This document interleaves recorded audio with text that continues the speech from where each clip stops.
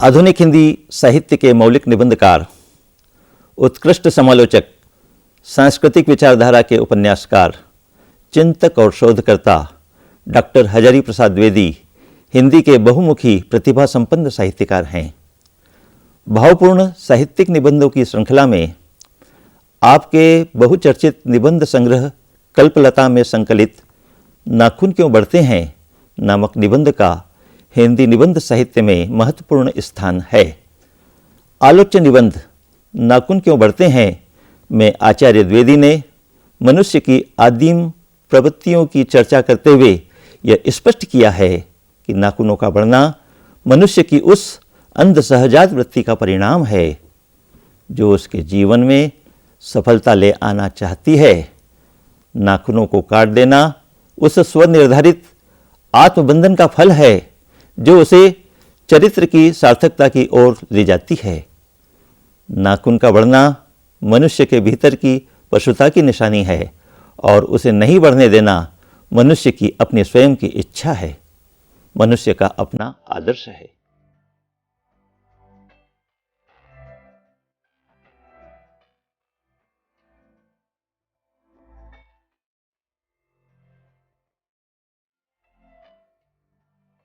सोचना तो क्या, उसे इतना भी पता नहीं चलता कि उसके भीतर नख बढ़ा लेने की जो सहजात वृत्ति है वह उसके पशुत्व का प्रमाण है। उन्हें काटने की जो प्रवृत्ति है वह उसकी मनुष्यता की निशानी है। और यद्यपि पशुत्व के चिन्ह उसके भीतर रह गए हैं पर वह पशुत्व को छोड़ चुका है। पशु बनकर वह आगे नहीं बढ़ सकता, उसे कोई और रास्ता खोजना चाहिए। अस्त्र बढ़ाने की प्रवृत्ति मनुष्यता की विरोधिनी है। प्रस्तुत गद्यांश आचार्य हजारी प्रसाद द्विवेदी के द्वारा लिखे गए निबंध नाखून क्यों बढ़ते हैं से उद्धृत किया गया है। नाखून क्यों बढ़ते हैं नामक निबंध में शरीर और उसकी संरचना के संबंध में अपने विचारों को अभिव्यक्त करते हुए आचार्य द्विवेदी ने यह बतलाने की चेष्टा की है कि मनुष्य के जन्म के पश्चात परिवर्तन की स्थिति में उसके शरीर में बहुत सारे अंग अनुपयोगी अथवा उपयोग में न आने के कारण धीरे धीरे लुप्त हो गए, किंतु कुछ सहज वृत्तियां जिनकी आवश्यकता लंबे समय तक मनुष्य के शरीर को रही, उन्होंने शरीर में एक ऐसा गुण पैदा कर लिया जिससे वे वृत्तियां अनायास ही काम करने लगी। यहाँ पर यह बात विशेष महत्व रखती है कि शरीर में होने वाले परिवर्तन जो शरीर, मन और वाणी के स्तर पर होते हैं, उन परिवर्तनों और सहज वृत्तियों पर मनुष्य को विचार कर उसका समाधान खोजना चाहिए।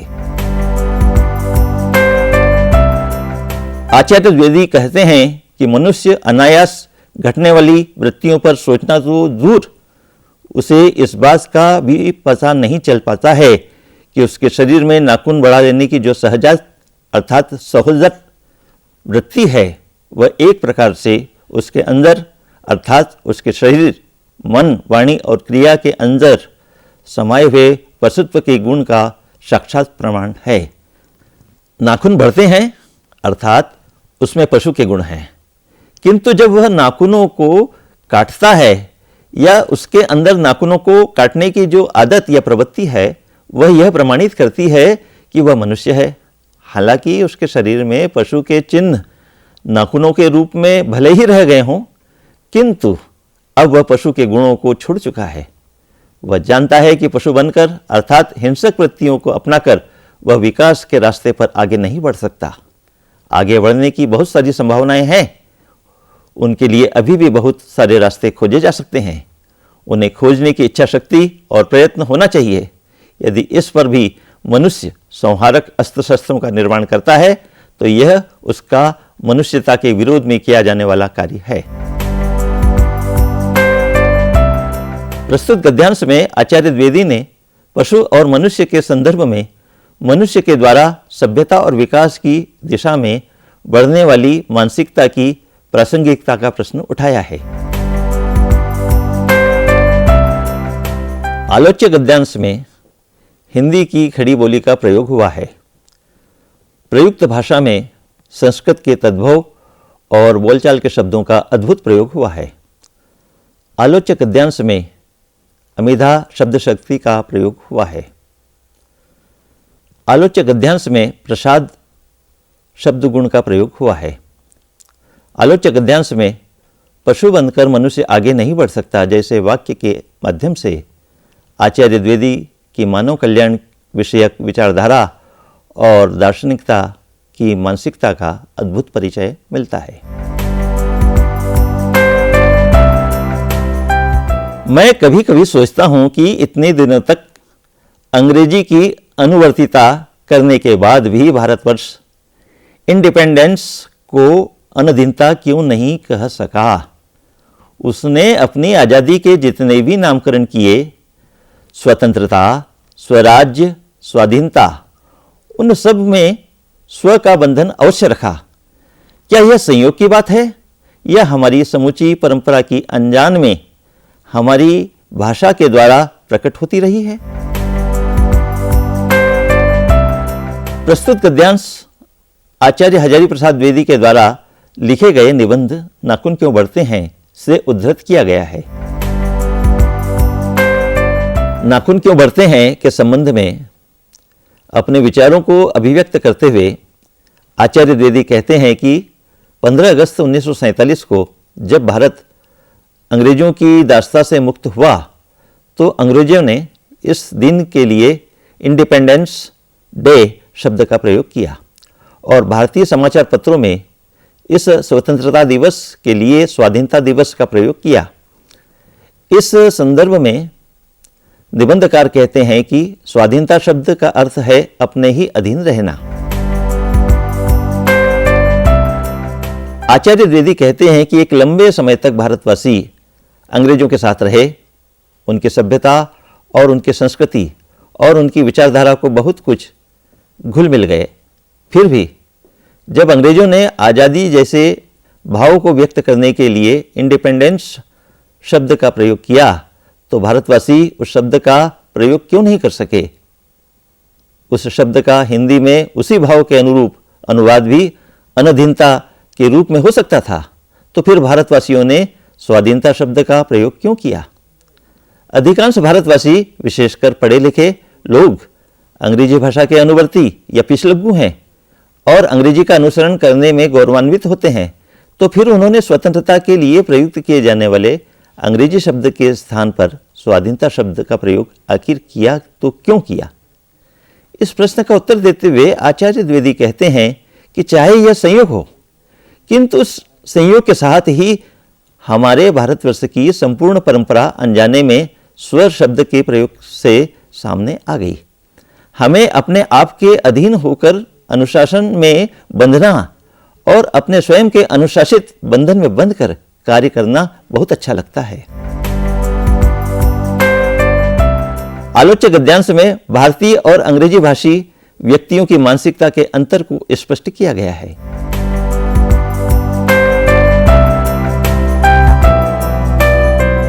यह जरूर है कि परिस्थितियां बदल गई हैं, उपकरण नए हो गए हैं और उलझनों की मात्रा भी बहुत बढ़ गई है, पर मूल समस्याएं बहुत अधिक नहीं बदली हैं। भारतीय चित्त जो आज भी अनधीनता के रूप में न सोचकर स्वधीनता के रूप में सोचता है, वह हमारे दीर्घकालीन संस्कारों का फल है।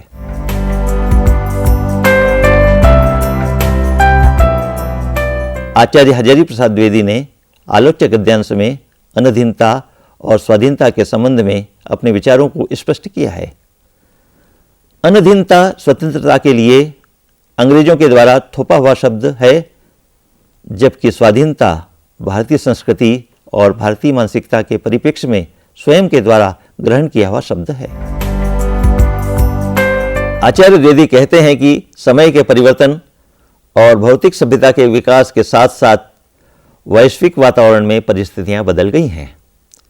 जीवन में उपभोग और सुरक्षा के नए नए उपकरण आ गए हैं, किंतु इसके साथ ही अनेक उलझनों, परेशानियों और कठिनाइयों के बीच मनुष्य तनावग्रस्त हो गया है।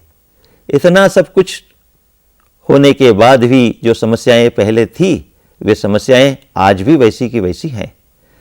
सब कुछ बदल रहा है, किंतु हमारे पुरातन संस्कार अभी भी वैसे ही सहजात वृत्तियों के रूप में हमारे मन मानस में विद्यमान हैं। बहुत अधिक आधुनिक होने के बाद भी आज भी हमारी भारतीय मानसिकता अनधीनता की बात न सोचकर स्वाधीनता शब्द में विश्वास करती है। यह हम भारतीयों के दीर्घकालीन पुराने संस्कारों का परिणाम है। हम स्वतंत्र हैं, हम अपने ही अधीन हैं, हम पर अपना ही बंधन है।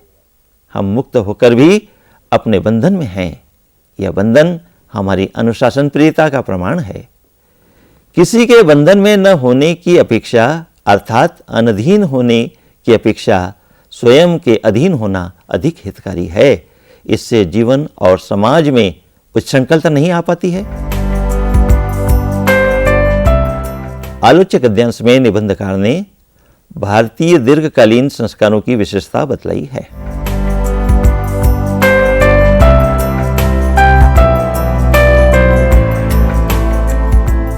पुराने का मोह सब समय वांछनीय ही नहीं होता। मरे बच्चे को गोद में दबाए रहने वाली बंदरिया मनुष्य का आदर्श नहीं बन सकती। परंतु मैं ऐसा भी नहीं सोच सकता कि हम नई अनुसंधित्सा के नशे में चूर होकर अपना सर्वस्व खो दें। कालिदास ने कहा था कि सब पुराने अच्छे नहीं होते, सब नए खराब ही नहीं होते। भले लोग दोनों की जांच कर लेते हैं। जो हितकर होता है उसे ग्रहण करते हैं और मूढ़ लोग दूसरों के इशारे पर भटकते रहते हैं।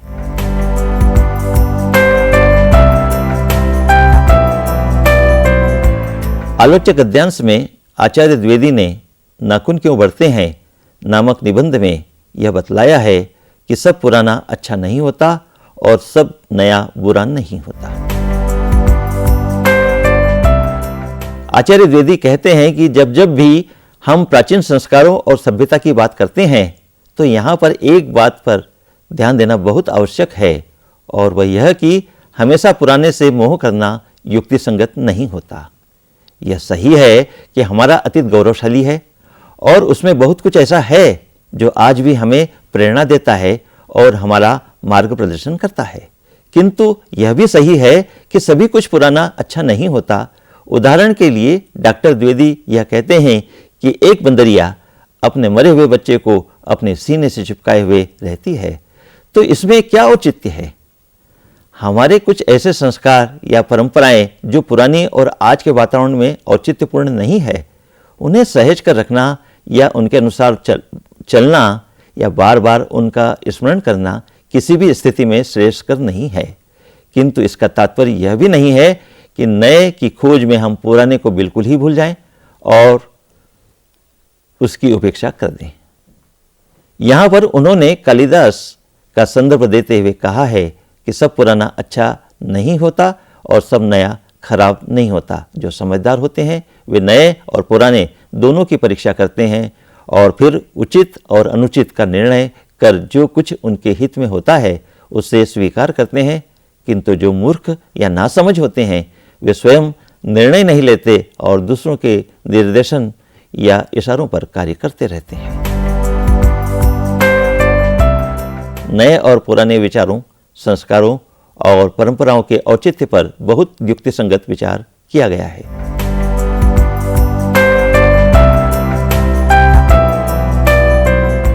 समस्त वर्णों और समस्त जातियों का एक सामान्य आदर्श भी है, वह है अपने ही बंधनों से अपने को बांधना। मनुष्य पशु से किस बात में भिन्न है? आहार, निद्रा आदि पशु सुलभ स्वभाव उसके ठीक वैसे ही हैं जैसे अन्य प्राणियों के, लेकिन वह फिर भी पशु से भिन्न है। उसमें संयम है, दूसरों के सुख दुख के प्रति संवेदना है, श्रद्धा है, तप है, त्याग है। यह मनुष्य के स्वयं के उद्भावित बंधन है।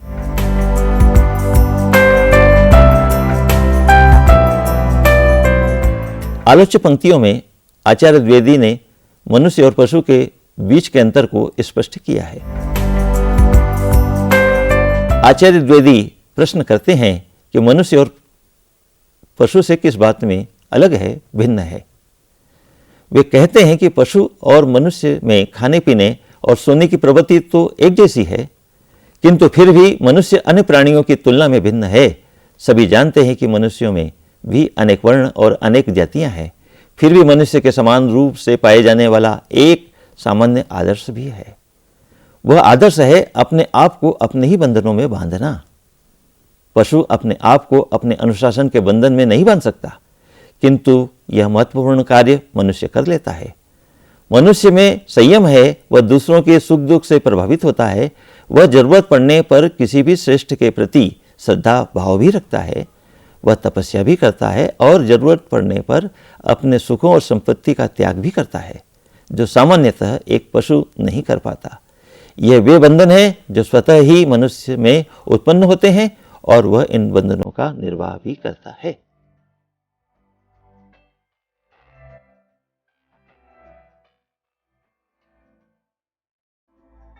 मनुष्य झगड़े टंटे को अपना आदर्श नहीं मानता। गुस्से में आकर वह दौड़ने वाले अविवेकों को बुरा समझता है और मन, वचन और शरीर से किए गए असत्याचरण को गलत आचरण मानता है। यह किसी भी जाति या वर्ण या समुदाय का धर्म नहीं है, यह मनुष्य मात्र का धर्म है। महाभारत में इसीलिए निर्वैर भाव, सत्य और अक्रोध को सब वर्णों का सामान्य धर्म कहा है।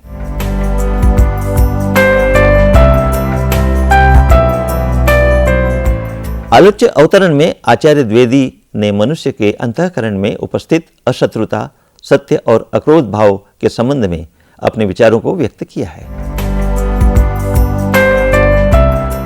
पशुओं और मनुष्य की मनोवृत्ति को स्पष्ट करते हुए आचार्य द्विवेदी कहते हैं कि मनुष्य के अंदर स्वयं उत्पन्न होने वाला बंधन है, इसलिए वह कभी भी झगड़े या किसी से बदला लेने की भावना को अपना आदर्श नहीं मानता। जो व्यक्ति विवेकहीन होकर क्रोध में किसी दूसरे व्यक्ति पर आक्रमण करता है, उसे समझदार व्यक्ति बुरा समझता है। जब कोई भी व्यक्ति अपने मन, वचन और शरीर से असत्य आचरण करता है, उसे वह गलत समझता है। यह बात विश्व के किसी भी धर्म में नहीं है कि किसी को परेशान करो। महाभारत में भी अशत्रुता, सत्य और क्रोध न करने के कार्य और भाव को सभी वर्णों का सामान्य धर्म कहा गया है। आलोच्य पंक्तियों में आचार्य द्विवेदी ने मनुष्य के धर्म और उसके आदर्श के संबंध में अपने विचार व्यक्त किए हैं।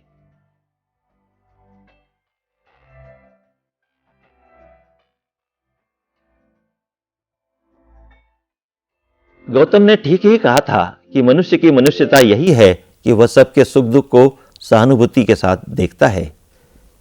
यह आत्मनिर्मित बंधन ही मनुष्य को मनुष्य बनाता है। अहिंसा, सत्य और अक्रोध मूलक धर्म का मूल उत्स यही है।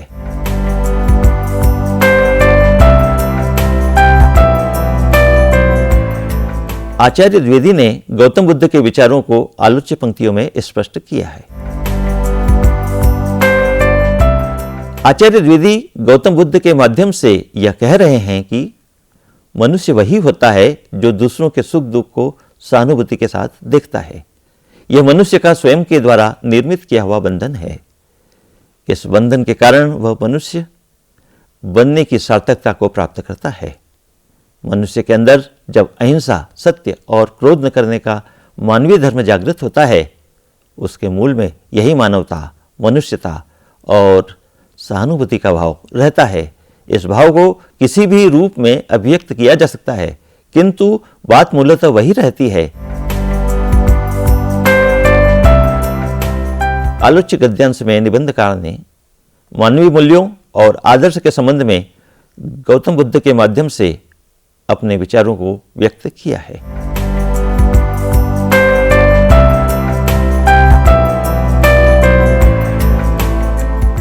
अज्ञान सर्वत्र आदमी को पछाड़ता है और आदमी है कि सदा उससे लोहा लेने की कमर कसे है।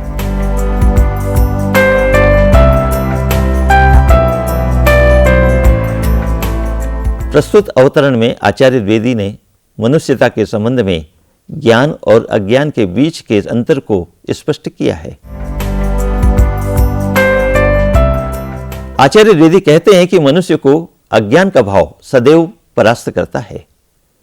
यदि मनुष्य में ज्ञान है तो वह प्रत्येक परिस्थिति का सफलतापूर्वक सामना कर सकता है, किंतु अज्ञानी होने की स्थिति में वह पराजय के निकट पहुंच जाता है।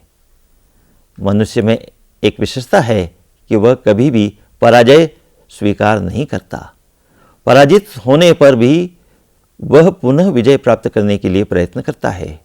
यही कारण है कि वह सदैव अज्ञान के विरुद्ध संघर्षरत रहता है और निरंतर प्रयत्न करता है कि उसके अंदर का अज्ञान दूर हो जाए।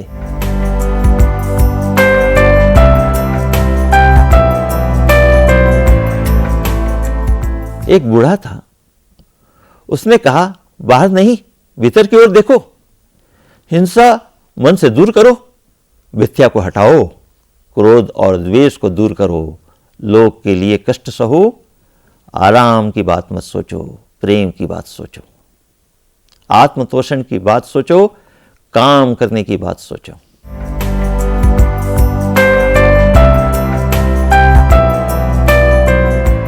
आचार्य द्विवेदी ने आलोच्य पंक्तियों में एक बूढ़े व्यक्ति के माध्यम से जीवन के आदर्शों की चर्चा की है। आचार्य द्विवेदी एक बूढ़े किंतु समझदार और समाज का हित चाहने वाले व्यक्ति के विचारों और उसके आदर्शों के संबंध में कहते हैं कि मनुष्य को अपने अंतःकरण में देखकर अपना मूल्यांकन करना चाहिए। बाहरी जगत मिथ्या होता है। जब मनुष्य अपने मन के अंदर देखेगा तो वह हिंसा को दूर करेगा, झूठ को हटाएगा, उसके मन से क्रोध द्वेष का भाव दूर होगा, दुनिया के लिए वह कष्ट सहेगा। ऐसा सब कुछ करने के लिए उसे ऐसा सोचना चाहिए। वह बूढ़ा व्यक्ति कहता है कि आराम की बात सोचने की अपेक्षा आत्मा के आनंद और संतुष्टि की बात सोचना चाहिए, काम करने की बात सोचना चाहिए, तभी मनुष्य जीवन सार्थक होगा।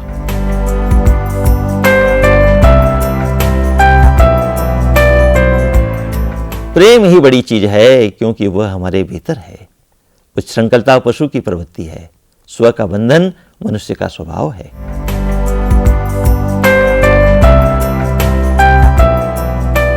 आलोच्य गद्यांश में आचार्य द्विवेदी ने मनुष्य और पशु के स्वभाव के संबंध में अपने विचार व्यक्त किए हैं।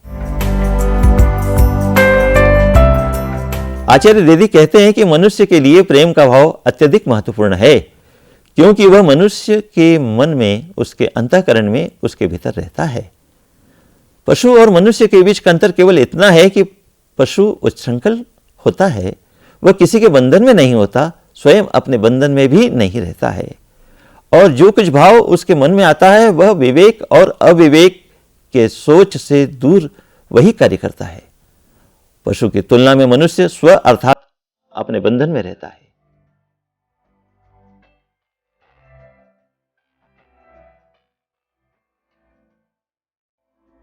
नाखून का बढ़ना मनुष्य के भीतर की पशुता की निशानी है, और उसे नहीं बढ़ने देना मनुष्य की अपनी इच्छा है, अपना आदर्श है। बृहत्तर जीवन में अस्त्र शस्त्रों का बढ़ने देना मनुष्य की पशुता की निशानी है, और उनकी बाढ़ को रोकना मनुष्यत्व का तकाजा है। मनुष्य में जो घृणा है, जो अनायास बिना सिखाए आ जाती है, वह पशुत्व का द्योतक है, और अपने को संयत रखना, दूसरों के मनोभावों का आदर करना मनुष्य का स्वधर्म है।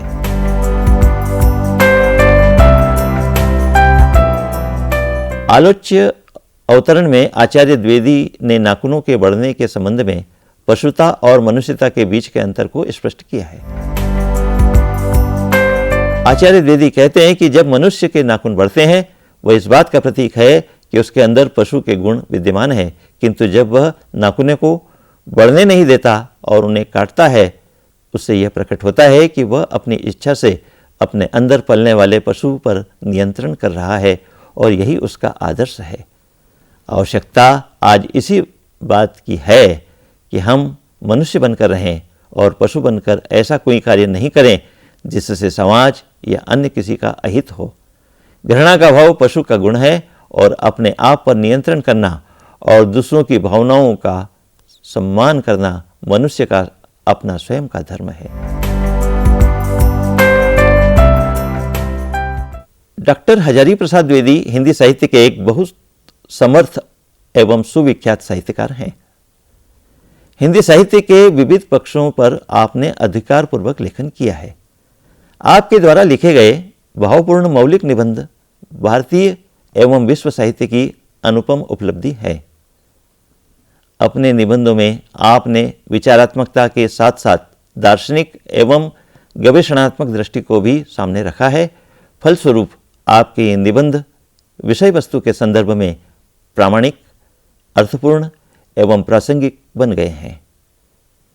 नाखून क्यों बढ़ते हैं जैसे लिखे गए आपके निबंध भौतिकता और मिथ्या चकाचौंध में भटके हुए मनुष्य को आत्मचिंतन करने के लिए विवश करते हैं।